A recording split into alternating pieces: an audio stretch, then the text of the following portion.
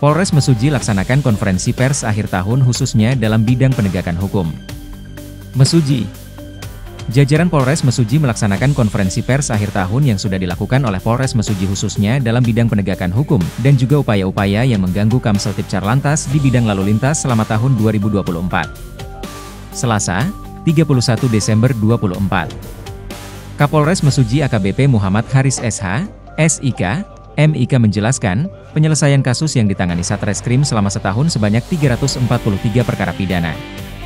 Untuk penyelesaian kasus sebanyak 187 telah diselesaikan dengan persentase kurang lebih sebesar 54%, sedangkan perkara yang masih dalam proses sampai kejaksaan kurang lebih sebanyak 9 kasus, sedangkan yang lain dalam proses lidik maupun proses sidik berjalan.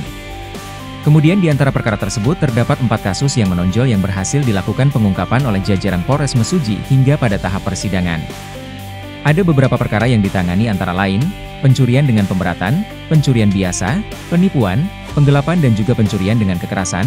Dari beberapa kasus tersebut yang sering terjadi di Kabupaten Mesuji adalah kasus curat, curas dan curanmor. Selain itu adapun perkara yang terkait dengan perempuan dan anak juga terjadi di Kabupaten Mesuji diantaranya perbuatan cabul, perzinahan, KDRT, hingga perlindungan anak.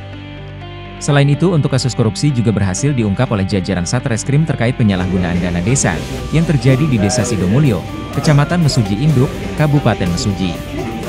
4 kasus menonjol yang berhasil ditangani adalah 2 kasus pembunuhan guru honorer yang terjadi di Kecamatan Tanjung Raya, Kabupaten Mesuji dan kasus pembunuhan seorang siswi SMK yang terjadi di Desa Margomulyo, Kecamatan Mesuji Timur, Kabupaten Mesuji.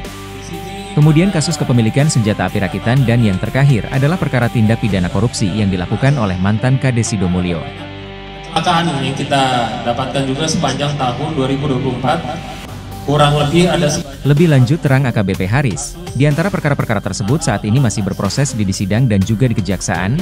Selain keempat perkara yang menonjol tersebut masih banyak perkara yang menjadi kebiasaan di Kabupaten Mesuji seperti kebiasaan membawa senjata tajam, perkara penganiayaan ataupun perkara-perkara terkait anak yang masih berjalan di Kabupaten Mesuji dan dalam berproses hingga penyerahan kepada pihak kejaksaan.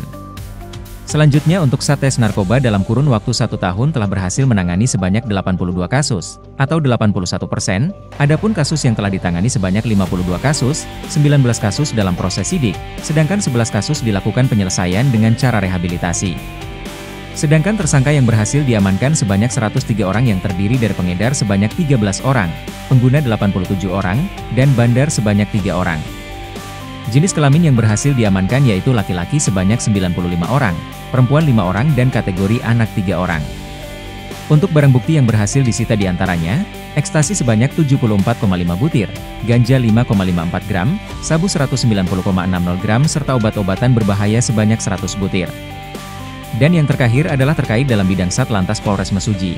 Selama 1 tahun sebanyak 40 kasus laka lantas dengan angka kematian sebanyak 30 orang yang meninggal dunia, luka berat 5 orang, dan luka ringan sebanyak 49 orang. Dengan jumlah kerugian material sebanyak Rp357.700.000. Untuk penegakan hukum lalu lintas dengan menggunakan tilang sebanyak 1025 belangko tilang, terhadap berbagai pelanggaran yang dilakukan oleh masyarakat baik roda 2 maupun roda 4.